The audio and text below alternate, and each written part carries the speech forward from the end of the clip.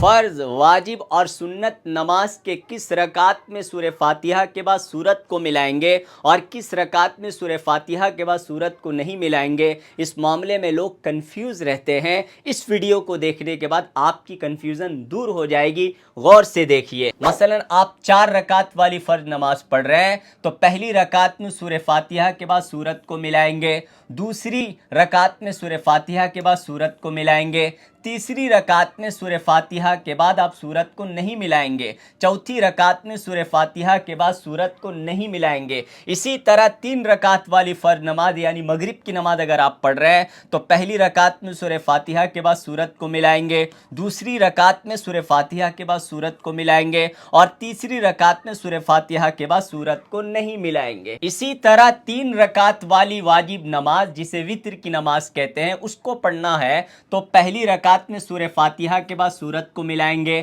دوسری رکعت میں سورہ فاتحہ کے بعد سورت کو ملائیں گے، تیسری رکعت میں بھی سورہ فاتحہ کے بعد سورت کو ملائیں گے۔ اسی طرح اگر 4 رکعت والی سنت یا 4 رکعت والی نفل نماز آپ کو پڑھنا ہے تو پہلی رکعت میں سورہ فاتحہ کے بعد سورت کو ملائیں گے، دوسری رکعت میں سورہ فاتحہ کے بعد سورت کو ملائیں گے، تیسری رکعت میں سورہ فاتحہ کے بعد سورت کو ملائیں گے، چوتھی رکعت میں سورہ فاتحہ کے بعد سورت کو ملائیں گے۔ لب لباب خلاصہ کلام یہ ہے کہ فرض نماز کے پہلے 2 رکعت میں سورہ فاتحہ کے بعد سورت کو ملانا ہے، بعد کے چاہے 1 رکعت ہو یا 2 رکعت ہو اس میں سورہ فاتحہ کے بعد سورت کو نہیں ملانا ہے۔ اس کے علاوہ واجب، سنت، نفل جو بھی نماز ہو اس کے ہر رکعت میں سورہ فاتحہ کے بعد سورت کو ملانا واجب ہے۔